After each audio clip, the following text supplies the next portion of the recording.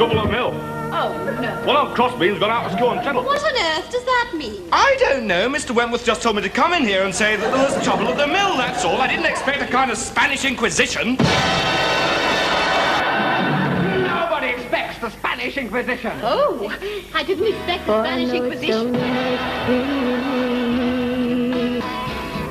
My one and only prayer is that someday you care. My hopes, my dreams come true.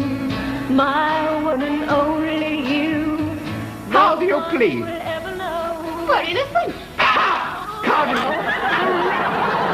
Someday you'll care for me, but it's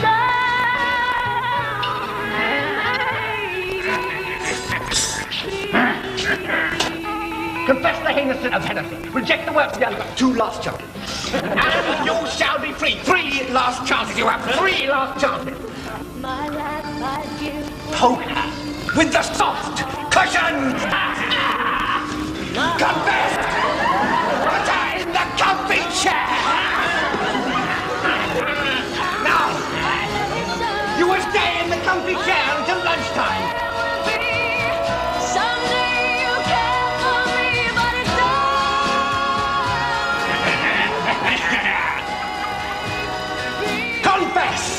Confess!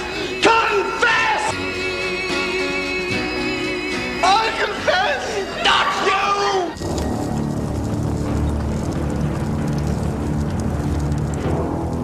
The Spanish Inquisition is infamous. Long before Monty Python's caricature, history had reached its verdict. A discovery and plain declaration of the Holy Inquisition of Spain, 1567. A court without allegiance to any earthly authority. A bench of monks without appeal.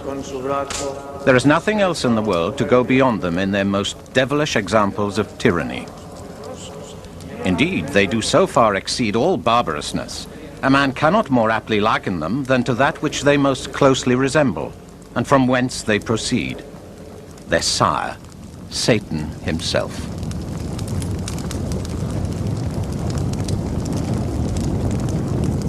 Four centuries of condemnation have made the Spanish Inquisition a byword for cruelty, terror, and tyranny. But this image is false, a distortion disseminated 400 years ago and accepted ever since. Now a new generation of historians is looking at the Inquisition afresh. Every one of the cases that came before the Spanish Inquisition during its 350-year history had its own file. These files, gathered together from sources such as this library in Salamanca, are being properly studied for the first time. I think our views of the Inquisition had been changed largely by the opening up of the archives of the Inquisition. They had everything on tape, as it were, hidden away in their archives. And we can go there, calculate, put it all on computer, and arrive at very firm statistics about its activity. And so all of this has opened wide the debate about the Inquisition and has also demolished totally the previous image, which all of us had. The files are detailed and exhaustive. The Inquisition kept its activities secret from the outside world, but its clerks wrote down every detail in the confidence that their records were for the eyes of the Inquisition only. The huge task of sifting this material, previously scattered throughout Spain, daunted earlier generations. Systematic analysis is only just beginning, but already a very different version of the Spanish Inquisition can be brought to light.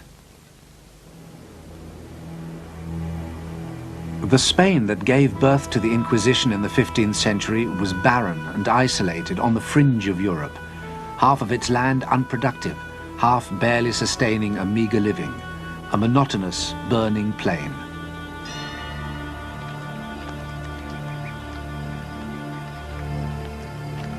No easy routes, no natural center, no one leader.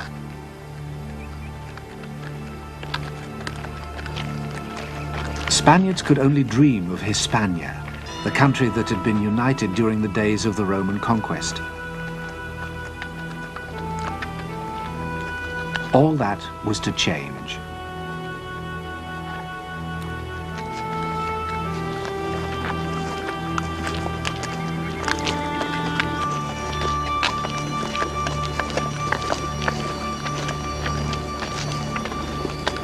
On the morning of October the 18th, 1469, Ferdinand, heir to the throne of Aragon, and Isabella, heiress of Castile, were married.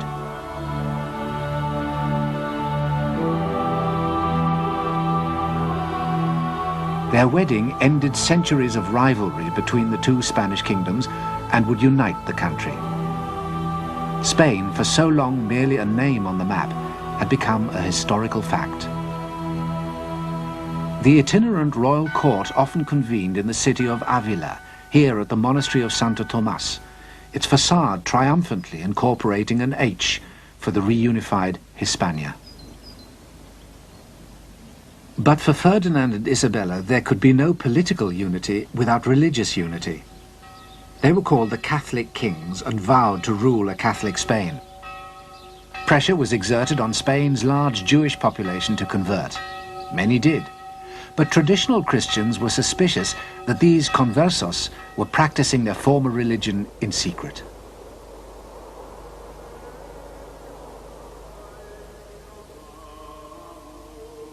Synagogues, such as this one in Toledo, came under scrutiny. In 1480, a new body was appointed to investigate. Entitled the Santo Oficio de la Inquisición, it's better known to us as the Spanish Inquisition. The Inquisition's task was to discover heresy, deviation from the true faith. Conversos accused of continued Jewish worship could be burnt at the stake. The Inquisition had begun, but the myth had yet to be created. For while these years between 1480 and 1510 were by far the most active in the entire history of the Inquisition, the rest of Europe did not hurry to condemn it. Tenemos noticias muy precisas de embajadores italianos, el embajador de Venecia, el embajador de Francia, el embajador de Florencia, que escriben a los reyes católicos felicitándoles, naturalmente, porque ya, por fin, las tierras de Iberia son tierras de cristiandad. The truth is that at its height, the Inquisition was applauded by the rest of Europe for its persecution of Spain's converted Jews. A new age of Christian unity was said to be dawning. It didn't last. In 1517, the Church was split in two by the Reformation. It was the enormous power and wealth of the Church that the Protestant reformers made their target. A power and wealth still on display every year in Spain's religious capital, Toledo.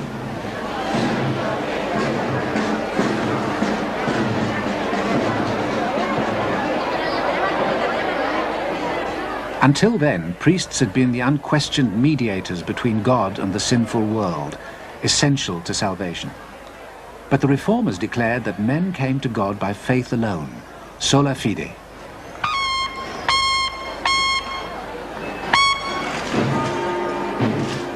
In turmoil, the Church went on the offensive. The Church's champion, defender of the faith, was Charles V, the Holy Roman Emperor. As leader of the Habsburg dynasty, he also commanded the most powerful armies in Europe.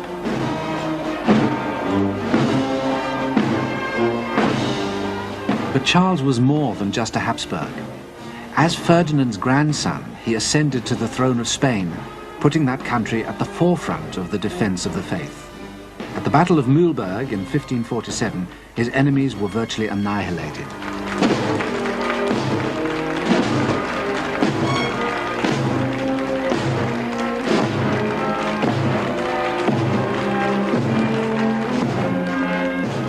Routed on the battlefield, the reformers attacked elsewhere. Where the Church had the sword, the reformers had the printing press. It was no coincidence that printing was invented and spread fastest in the countries most sympathetic to the Reformation, the German states, England, and the Low Countries, where this press in Antwerp still survives. With their new technology, the Protestants could fight a different kind of war. For the first time, it was possible to wage a real propaganda campaign. This is what the enemies of the Spanish Habsburgs did, very skillfully. The Spanish monarchy was unable to counteract that. They fought in the military domain and not in the propaganda domain, and they felt that that was an unfair way of waging a war. That was not proper of gentlemen.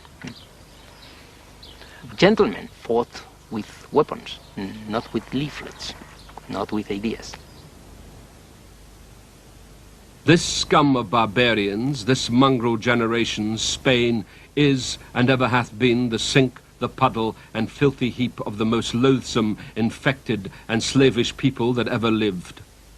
Their more than tigerish cruelty, their lustful and inhumane deflowering of their matrons, wives, and daughters, their matchless and sodomitical ravishings of young boys, which these demi-barbarian Spaniards have committed. Within a year of the Battle of Mühlberg, a stream of anti-Spanish invective began to pour off the printing presses of the Reformation. But the polemic needed a focus. It found one in the body expressly designed to uphold the Catholic faith, the Inquisition. A myth was in the making.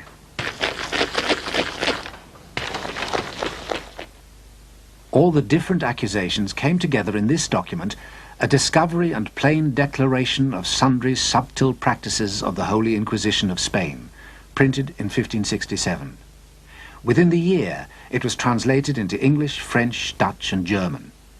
Its author, masquerading as a Protestant victim of the Inquisition, wrote under the pseudonym Montanus.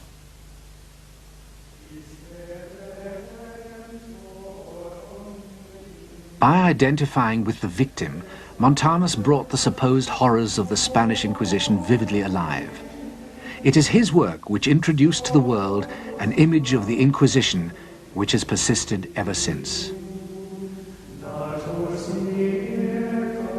These tormentors are wholly arrayed all over from the top of their heads to the soles of their feet in a suit of canvas, like the apparel that the devils in stage plays do use, and all to this end, to make the poor soul more afraid in body and mind to see one torment him in the likeness of a devil.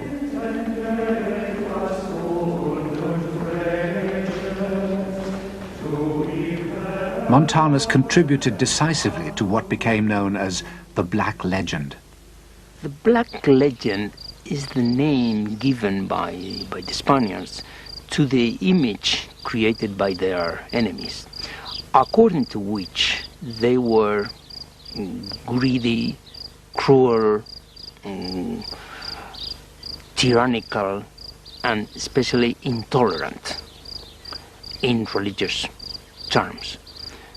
And of course, the role played by the Inquisition, especially in intolerance, was crucial. The Inquisition was the cornerstone of this construction.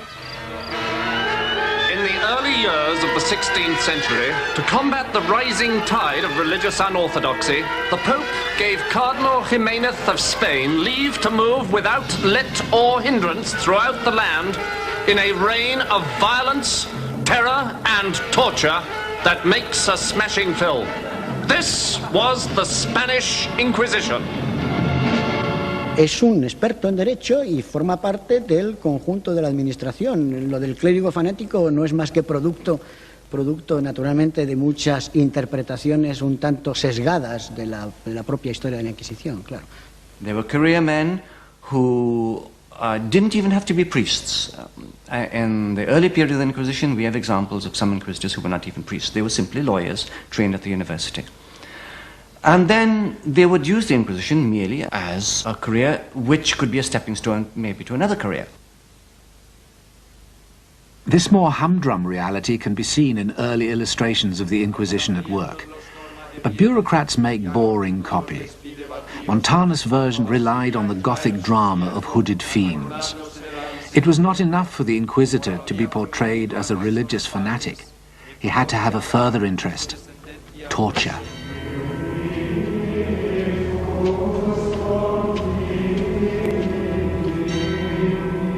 The abuse of this Inquisition is most execrable. If any word shall pass out of the mouth of any, they command him to be taken and put into a horrible prison.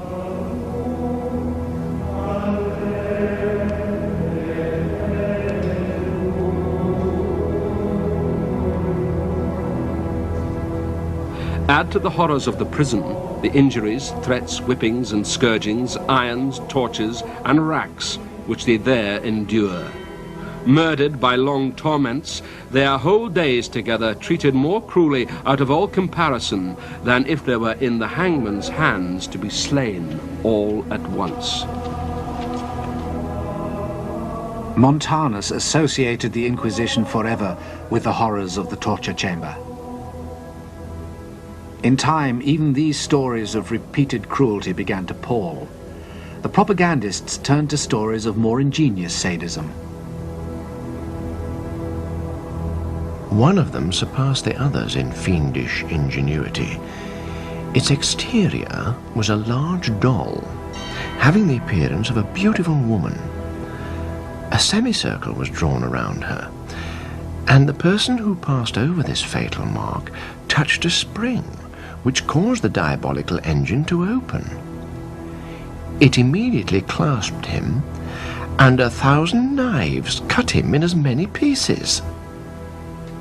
In fact, the Inquisition uses torture very infrequently. In Valencia, for example, I found that out of over 7,000 cases, only 2% experienced any torture at all, and usually for no more than 15 minutes, and less than 1% suffered repeated torture, in other words, more than once.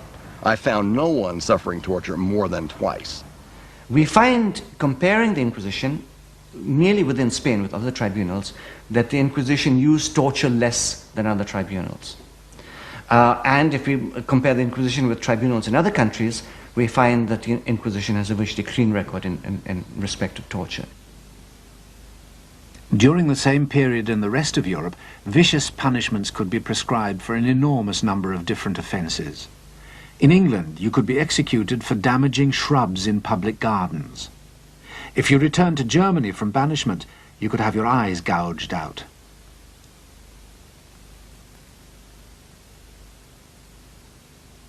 In France, you could be disemboweled for sheep stealing. The Inquisition used none of these methods. They had a rule book, the Instrucciones, which specified what could and could not be done. Those breaking the rules were sacked.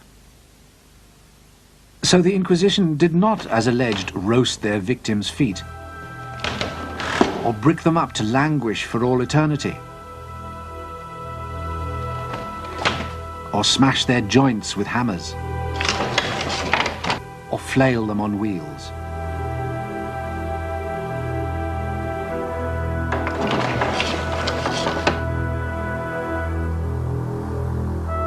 They never used the Iron Maiden.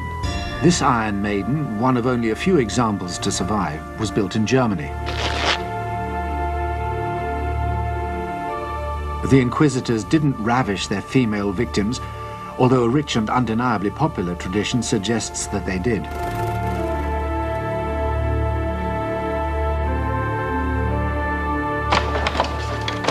In fact, the inquisitorial torture chamber of popular myth never existed, even though this image was reprinted hundreds of times. And it was not only the use of torture that was falsified. Stories were also fabricated about the gruesome conditions in which prisoners were kept. Ironically, the Inquisition had probably the best jails in Spain. This sounds very much like whitewashing, but unfortunately it's true. Let me take a quotation from the Inquisitors in Barcelona in the middle of the 16th century, when they were asked to report on the state of their prisons, and they said, "Our prisons are full." But then they complained to their bosses in Madrid, "We don't know where to send the leftover prisoners we have. We cannot send them to the city jails, because the city jails are overcrowded, and there they are dying at the rate of 20 a week." I have found instances of prisoners in secular criminal courts blaspheming in order to get into the Inquisition prison, to escape the maltreatment they received in the secular prison. So, despite the compelling Gothic fictions of Montanus, the evidence leads us to a wholly different conclusion. The Inquisitors were certainly interrogators, but they were restrained interrogators, skeptical about the effectiveness of hardship and torture in bringing heresy to light. By contrast with many other tribunals in Europe, they emerge as almost enlightened.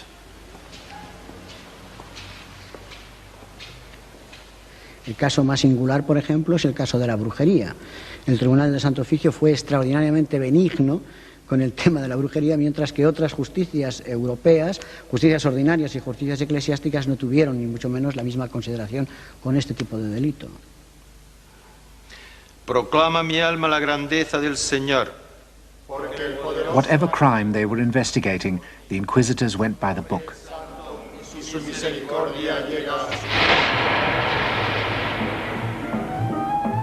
The persecution of witches was a frenzy that swept through Europe for 300 years, between 1450 and 1750.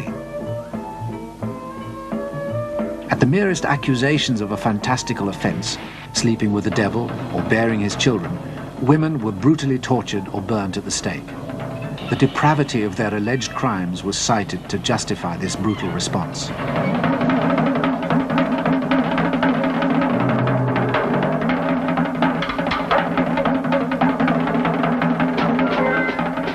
One tribunal took a different approach. Remember that the inquisitors were university lawyers, and lawyers look for evidence. So when the inquisitors looked for evidence of witchcraft, they said, okay, so this woman has killed a baby. Where is this baby? How many babies have died? And so on and so forth. And as they went through looking for the evidence, they found no evidence because, of course, witchcraft was, we may presume, an imaginary offense.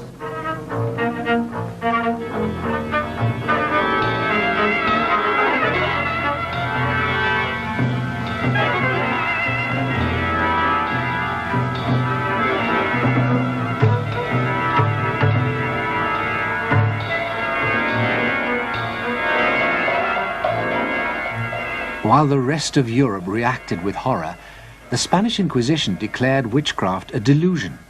No one could be tried, let alone burnt for it. But it was the Spanish Inquisition that came to symbolize the ruthless persecution of heresy. Why? Because by the 1560s, Spain was more than just a power. It was a superpower. Its fitting symbol, the new royal palace, a 16th century pentagon built in the hills above Madrid, El Escorial.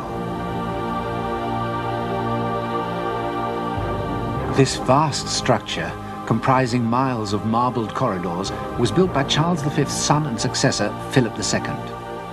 Under Philip, Spain completed its rise within less than a century from isolation and obscurity to the domination of Europe.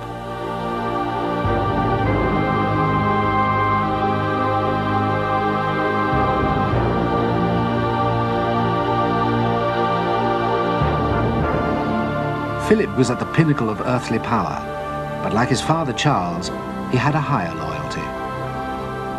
Before suffering the slightest damage to religion and the service of God, I would lose all my estates and 100 lives if I had them, because I do not wish nor do I desire to be the ruler of heretics.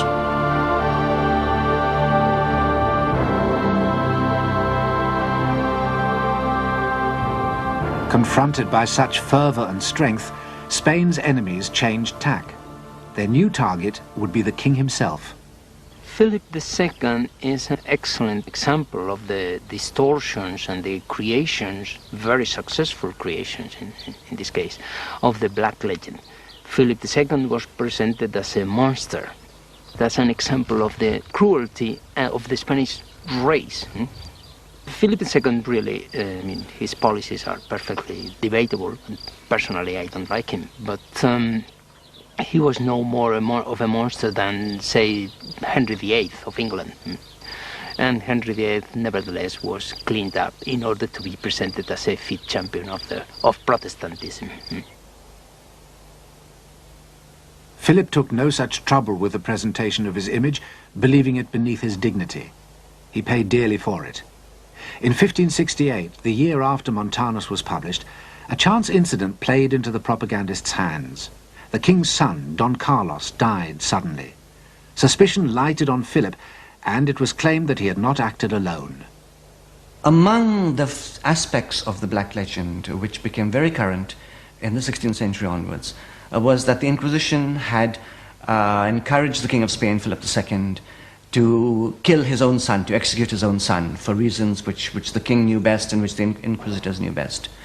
For this legend, of course, there's absolutely no evidence whatsoever, or to be even more firm, it is totally false, totally unsubstantiated. His son and heir, Don Carlos, was an insane, very problematic teenager who died in an accident.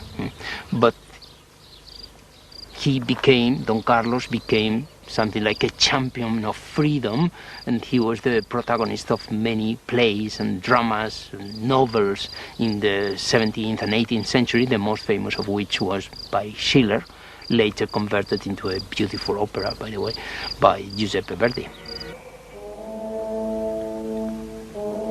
The next act opens with the king in an agony of doubt. Alone in his chambers at night, he ponders how to punish his errant son. His Christian conscience prevents him taking the most drastic step of all, until a visitor persuades him otherwise. The opera is fiction from start to finish, and the most influential distortion concerns the Inquisition, which can come and go as it pleases here in Philip's private quarters at El Escorial, a malign spectral presence feared even by the king, and manipulating affairs of state from behind his throne.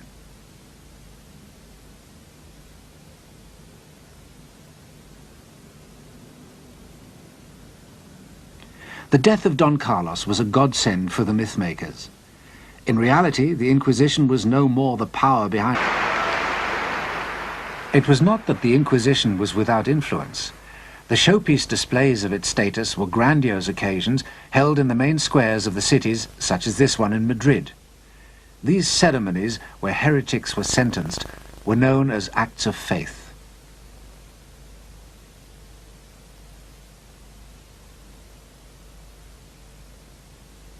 Present were the competing power brokers, other church authorities, secular institutions, and the aristocracy. All of these other institutions are powerful. They all have the ear of the king. They are competing and conflicting institutions. So the Inquisition has to operate within that framework. Its power, therefore, is constantly being curbed and opposed by the representatives of other institutions equally powerful. It's still possible to capture a sense of the many different power blocks then competing in Spanish society during the Corpus Christi parade in Toledo. Every one of the city's medieval guilds has its own special place in the procession and its own distinctive regalia.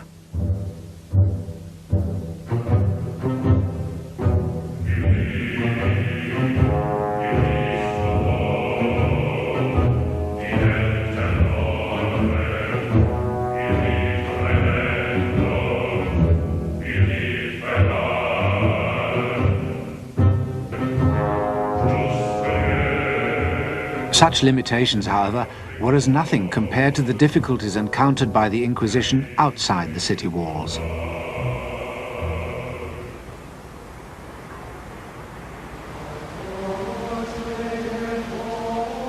In 16th century Spain, 4 out of every 5 inhabitants lived in the countryside.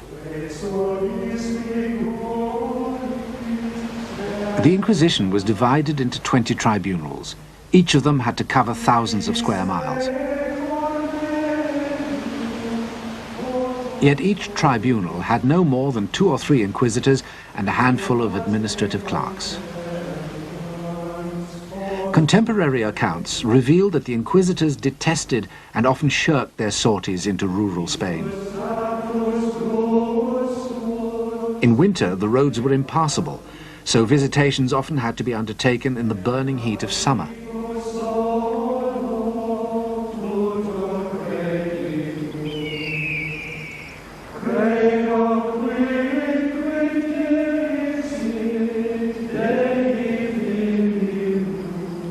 A letter from a village priest in 1562 is typical.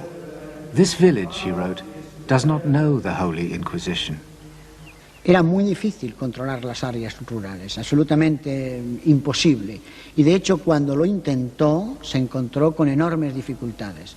De hecho, podemos decir que durante el siglo XVI y XVII muchos campesinos castellanos no vieron nunca un inquisidor ni tampoco vieron nunca un auto de fe. Those inquisitors who persevered with visitations to remote villages encountered a level of ignorance that made a mock of their elaborate theological training. Rural life was precarious, often lived under the threat of starvation. The villagers' beliefs were correspondingly primitive. Their only religious certainty was that death awaited them, and after death, damnation, where their punishment would be ingenious and eternal.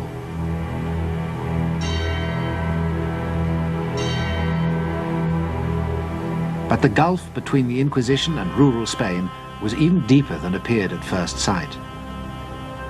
Let us be very careful tomorrow when the Inquisitor comes here. For the love of God, don't go telling tales about each other or meddle in things touching the Holy Office. A parish priest's warning betrays the Inquisition's real problem. Their investigations simply met with a wall of silence. They were alleged to have developed a network of spies to breach it, the familiares. This is another element that has been greatly misunderstood. The familiares were certainly not a network of spies. They were rather lay individuals who had volunteered to assist the Holy Office in many areas, particularly simply by accompanying prisoners from outlying areas.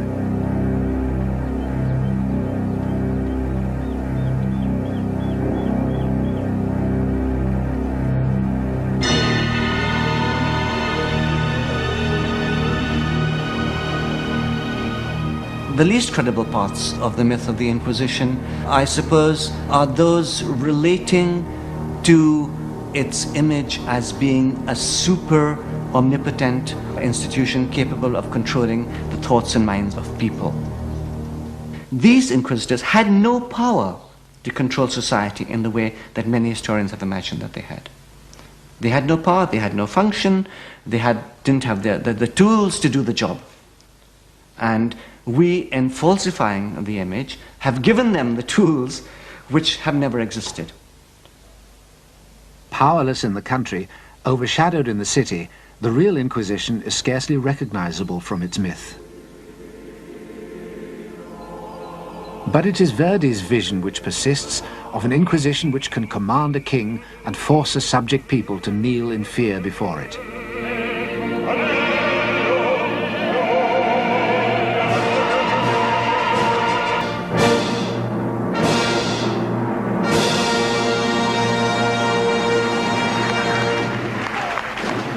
In 1570, 2 years after the death of Don Carlos, the propagandists achieved an even greater coup.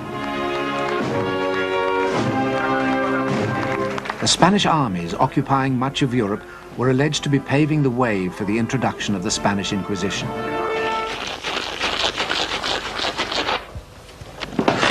A document, now proved a forgery, was circulated. It claimed to reveal that the entire population of one country, the Netherlands, had forfeited any right to life or property.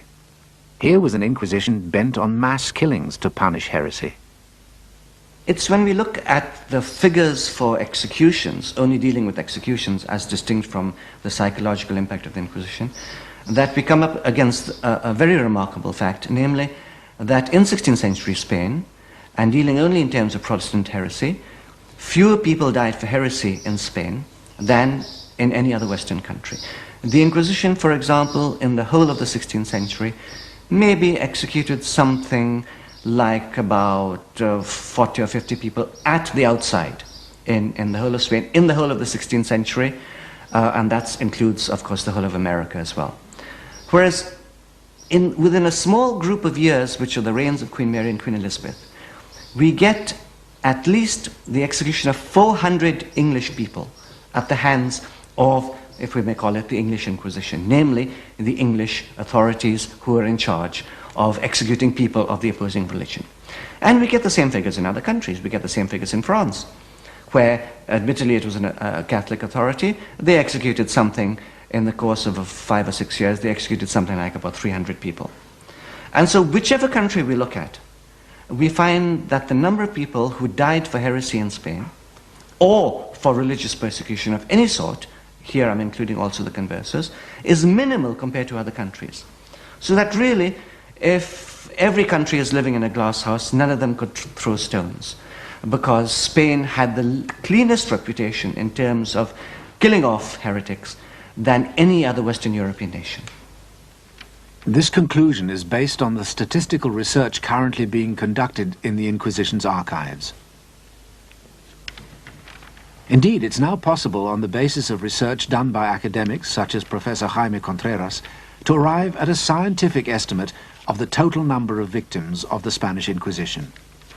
Y podemos decir que la actividad procesal del tribunal fue menor, mucho menor que la que anteriormente se había dicho. El número de víctimas del Tribunal del Santo Oficio durante los 350 años de su actividad no varió entre los 3.000 y las 5.000 personas. Burning at the stake, an image associated forever with the Spanish Inquisition. But the stake was used to kill heretics in England, France, Germany, and Scandinavia as well.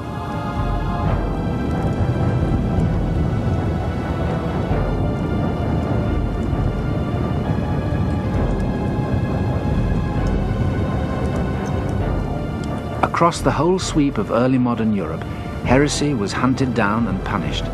But the virulence with which the other countries of Europe approached their task of burning heretics is a story seldom told.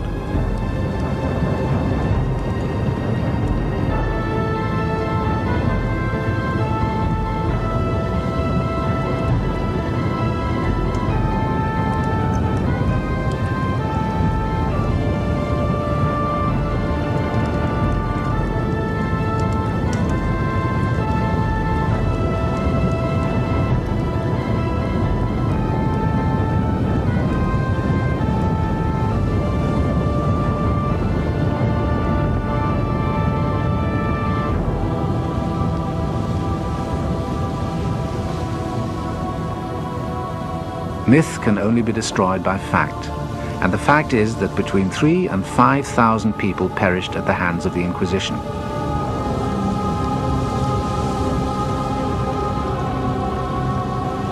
During that same period, as many as 150,000 witches alone were burnt at the stake for heresy in the rest of Europe.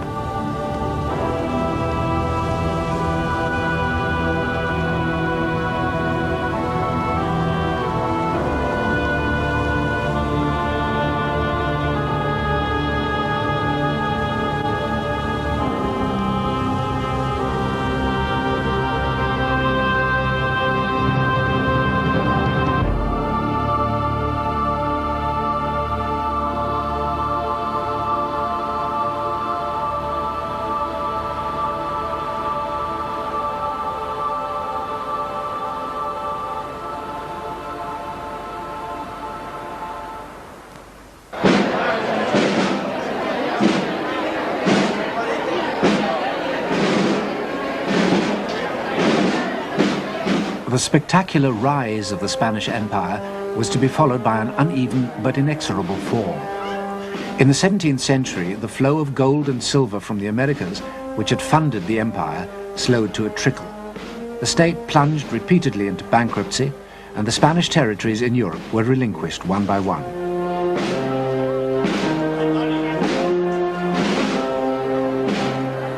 Their armies no longer marched unmatched across Europe.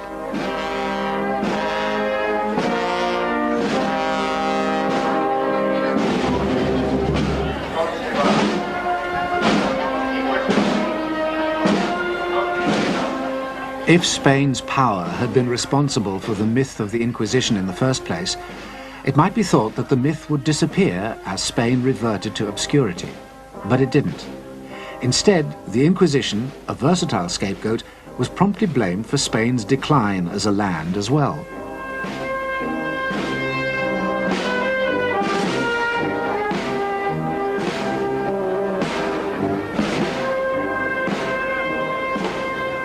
Spain was derelict once more, a backwater in European affairs. And by the 18th century, the Inquisition too was enfeebled, dedicating itself to such heresies as drunkenness and swearing in church. Its career was over, but its myth was indestructible. This legend on the Spanish Inquisition grew, took off, and had a life on its own.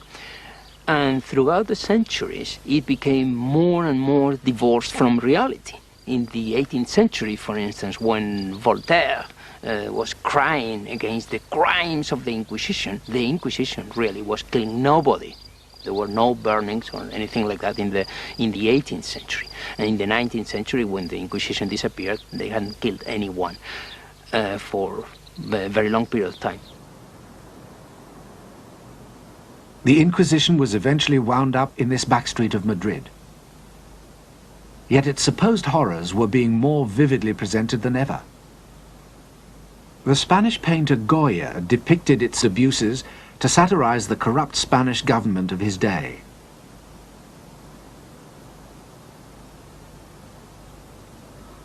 The now defunct Inquisition could be turned by Dostoevsky to criticize the despotic governments of the Tsars in distant Russia. As a myth, the Inquisition was becoming a shorthand not just for religious fanaticism, but for the repression, injustice and terror that the powerful states of a new modern Europe inflicted on their subjects everywhere. And for that incarnation of the myth of the Inquisition, the 20th century had a special use. Have you ever been a member of the Communist Party? Are you a member of the Communist Party? Or have you ever been a member of the Communist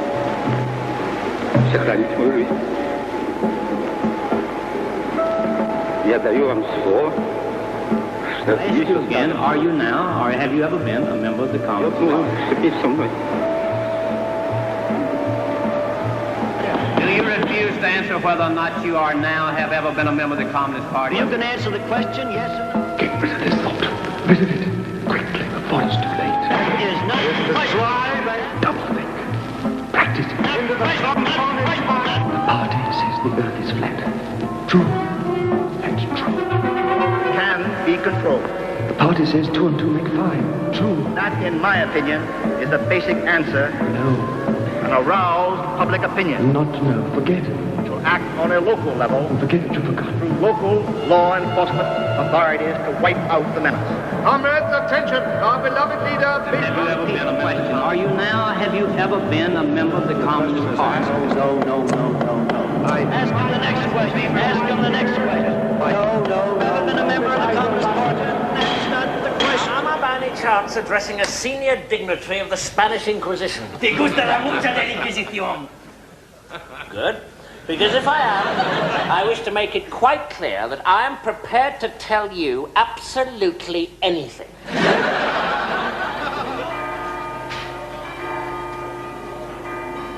National stereotypes fulfill very complex functions. On the one hand, they simplify reality.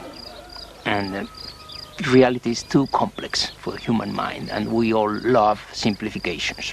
So, on the one hand, they are useful in that sense, although they, of course, falsify reality. On the other hand, they allow us to project our own unpleasant traits onto another, onto an external entity. Same as in the 16th century, British could believe that all intolerance was Spanish, that is foreign.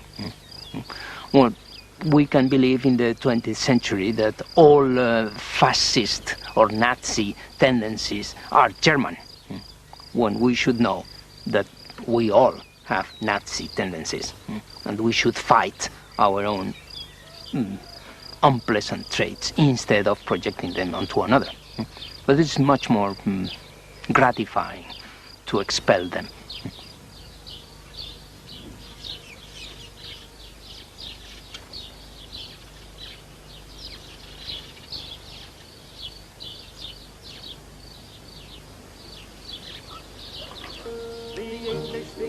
The English are best. I wouldn't give talents for all of the rest.